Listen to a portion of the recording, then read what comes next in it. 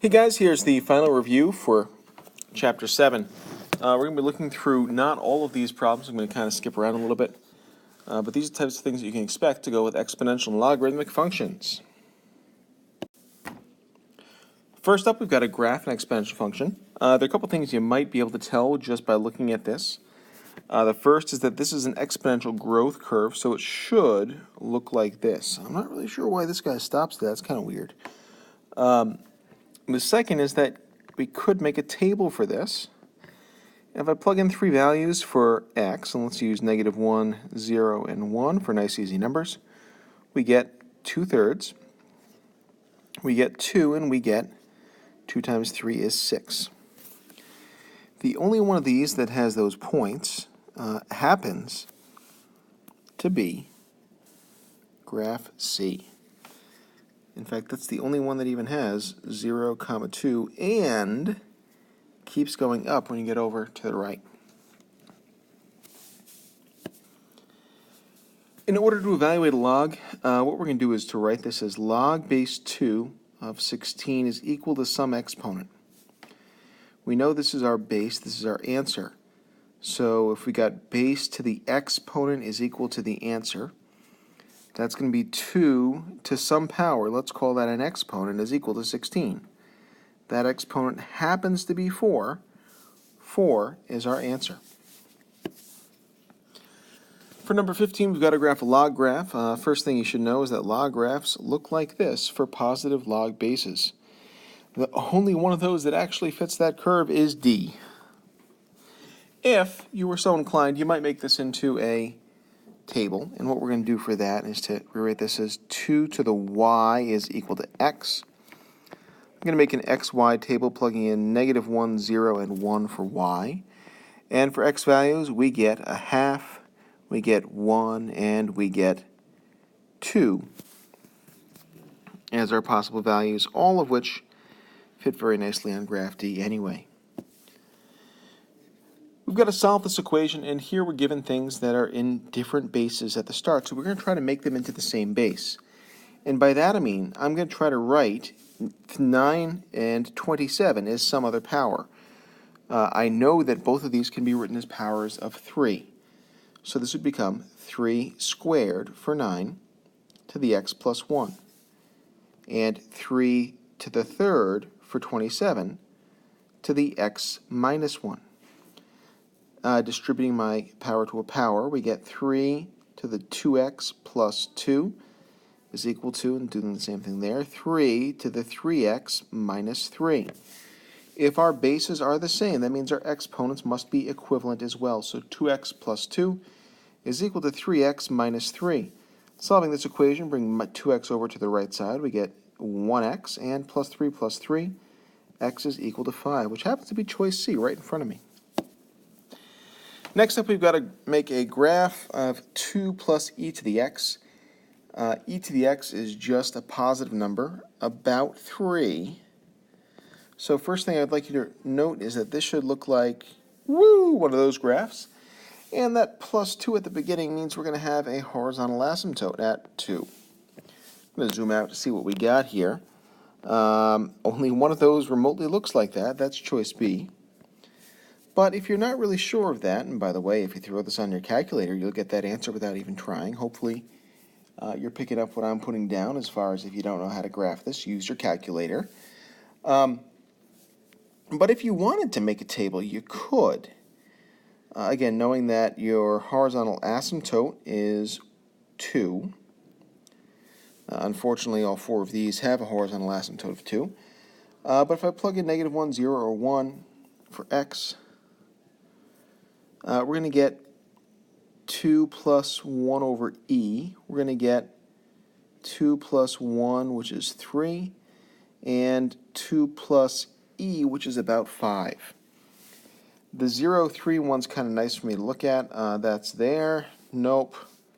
That could be there, and nope. Okay, and then for 1, 2 plus e, which we said is about 5. That makes sense. That one doesn't. That means that B has to be our answer, even if we don't know what this graph looks like initially. Here we've got another problem. We have 2 exponential terms that we got to write in the same base. And just like before, well, these are going to be the base of 3. Looking at 9, 9 to the negative 1 is the same as 1/9. I also know that 9 is 3 squared. This is kind of doing everything way more than I need to, but I could say 3 to the negative 2 is the same as 1/9. That side's done. I also know that 3 to the 3 is the same as 27. We still got the 7x minus 6 up there. I'm going to distribute that out. And we get 3 to the 3 times 7 is 21x. 3 times negative 6 is negative 18. So 3 to the negative 2 is going to be the same as 3 to the 21x minus 18. I'm going to set these equal to each other now that my bases are the same. Negative 2 is equal to 21x minus 18. If I add 18 to both sides, we end up getting 16 is equal to 21x. Going up because I'm out of room in the bottom. 16 over 21 is equal to x. And if I look at my answers, A, B, C, D, 16 over 21. Next up, we've got a log equation. This thing is set up nicely. Our goal is to get the log part by itself. In this case, it already is. Now we're going to convert to exponential. Base, exponent, answer. So 5 squared is equal to 3x plus 9. 25 is equal to 3x plus 9. If I subtract 9 to both sides, we get 16 is equal to 3x. X is equal to 16 over 3. Worst case scenario, if you've got a TA84, you could just plug each of these answers into that equation and see which gives you 16 over 3, which happens to be, or see which gives you 2, and that would be 16 over 3. Next up, we're looking at a amount of money problem. In fact, we got a few of these. I'm going to zoom out here and take a look at what's going on. I'm also going to erase some things down below to give myself some more room. All right, shrinking my pen back down. And we're looking at the amount of money is given this equation. A is equal to P times 1 plus R to the n. Hopefully we're familiar with this equation. If a person invests $310, that's our P. So 310, that pays 8% interest compounded annually. That means we don't have to adjust anything. So 1 plus 8% is 0.08. 5 years. I'm literally just plugging this into my calculator. And since for me, that means using the interweb and typing this into Desmos, I'm talking in order to gain some time to open the Desmos website, because obviously I don't have that open yet. So 310 times 1.08 to the 5th power. We get $455 and some change, which is A. Sarah bought fish. Yay! 6 fish every month. The number she has doubles. Okay, so that means that I'm going to make a table. I'm going to call this month, so 0 months. And this side will be fish. She has 6 fish at 0 months. After 1 month, she has 12 months. After 2 months, she has 24. Now I might begin to build an equation. And, oh, wait, they give me that equation. 6 times 2 to the m. That's a lot less interesting of a problem than this could be, because literally all we're doing is saying f is equal to 6 times 2 to the m when m is equal to 2. And we happen to get that answer in our table while we were just playing with the numbers. Woo! That was a really depressed woo. Next up, write the equation. Log base 64 of 256 is equal to 4/3 in exponential form. Okay, we've got our base, we've got our answer, we've got our exponent. This seems to be something we're using a lot. So 64 to the 4/3 is equal to 256. This is something that we shouldn't have to worry about getting right. Write a rule for the nth term of the geometric sequence. Geometric sequences are going to have rules that look like this. So a sub n, the nth term, is equal to a sub 1, the first term, multiplied by the common ratio to the n minus 1 power. That just keeps us from having to start with 0. So when I begin to set this up, my first term is 24. To figure out what the ratio, what am I multiplying by each time, what we're going to do is to do some division. So negative 18 divide by 24 should give you whatever this scale factor is. And negative 18 divided by 24, if I were to reduce that, I can reduce that by 3, is going to be negative 6/8 or negative 3/4 if I go all the way down. Is the same thing true if I multiply the next one by negative 3/4? Well, let's just double check. So negative 18 times negative 3 over 4. That's going to be 9 and 2. My negatives cancel out, leaving me with 9 times 3 is 27 over 2. That's my right answer. Okay, so I found my R value. I've gotten my first term. All I have to do is to write this a sub n is equal to 24, the first term, times negative 3/4, the common ratio to the n minus 1 power. Find the sum of the infinite geometric series if it has a sum. Thing number 1, r is less than 1, so we can use our lovely formula for this. The sum of an infinite geometric series is going to be my first term divide by 1 minus the common ratio. In this case, my first term can be identified by whatever number's out front. My common ratio is the number in the parentheses here. So we're looking at 12 divided by 1 minus 1/3, or 12 divided by 2/3, which is 12 times 3/2. 36 over 2 is going to be 18, my final answer. Next up, we got number 40. We've got some money being deposited in an account. We've got to choose which one to select as our bank account. So starting at $2,500, we're looking at 4% average annual interest rate compounded quarterly. That's going to be the big thing to change this problem. Quarterly means 4 times a year. So let's take a look at what this is going to look like. So we got a starting amount, $2,500, multiplied by what we're thinking about as our scaling, whatever our interest rate is, and that's going to be 1 plus, and it should be 4%, but we're doing this 4 times a year, so we want to do this each time of those 4 times a year. 4% divided up into 4 times a year is going to be 0.04 divided by 4. I'm writing this way to help us see something.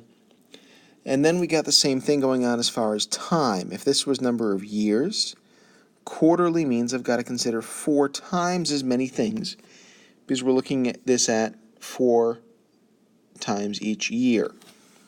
If I were to simplify this, this might make a little bit more sense. We got 2,500, 1 plus, or 1.01. Does it make sense that 4% divided by 4 is 1%? To the 4t power. Okay, write an equation to model the amount of money in Bank B if you get 3.75% compounded continuously. Compounded continuously is kind of a stupid thing that we only use in math. As soon as you see the words compounded continuously, we're using a different formula. This is something we did not talk significantly about in class, and A equals PE to the RT is what that formula looks like. This is really great in biology, where things actually multiply at a continuous rate. We're not really good in math because no bank is actually going to make this calculation. The things mean the same thing, but now we've got kind of our scale factors, that e to the r piece. And then looking at this, we're going to have A is equal to 2,500 times e to the 0.0375 t. After 10 years, which one has more money? Well, I'm going to plug 10 into both of these. So 2,500 times 1.01, and that's going to be 44 times t. And then we're going to have 2,500 times e to the 0.0375 times 10. Plugging these in, 2,500 times 1.01 to the 40, we get 3722.1593. And for my other lovely one, 2,500 times e to the power of 0.0375 times 10. And doing that, we get 37.4785. This is obviously the better deal, and you've got about $90 more for our effort there. For whatever number this is, 54, we're going to do some exponent combining first. So this is going to be 4, -2 plus x plus 1 plus 3 is equal to 4 to the 5th. I'm going to rewrite this in terms of just the exponents. -2 plus 1 is going to be -1 plus 3 is 2. So that's going to be x plus 2 is equal to 5. That means x equals 3. All right, I'm going to do one of the three of these.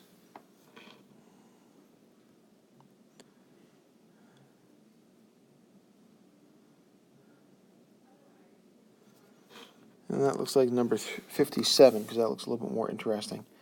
I'm not doing 55 or 56. How much money deposited now into an account paying? Okay, so this is P that we're looking for. 7% annual interest. R is equal to 0.07. Compounded yearly. Have a balance of $6,000. That's A, and that's T, 6 years. So we're going to have one. I don't know why I said 6,000. It's 1,000. So 1,000 is equal to P. That's what we don't know here. That's why it's a little bit more interesting. Times 1.07. And that's to the 6th. If I were to do that out, 1.07 to the 6th, we get about P times 1.5, and it's 0.07, so 1.501 maybe, is equal to 1,000. If I divide 1,000 by 1.501, we end up getting, ooh, that's fun, I end up with something that wasn't what I typed in. There we go. You end up with P is equal to $666.22. For 58, we've got a piece of equipment. Oh, now we're dealing with depreciates. I think this is a good one for us to talk about. So it's depreciating. So costs, 85,000 new. That's going to be our P, our investment. Depreciates, so negative 0.15 is equal to R. Find its value after 10 years. So we're looking at, for 58, A is equal to 85,000 times 1 minus 0.15 to the 10. So 85,000 times 0.85 to the 10th power is going to be 16,734. So after 10 years, it's going to be worth $16,734. For number 60, we're going to simplify this expression. This is really just exponent rules. So we're going to have 6 times e to the 3x minus 1, and then plus x. We're adding those exponents. It's equal to 6e to the 4x minus 1.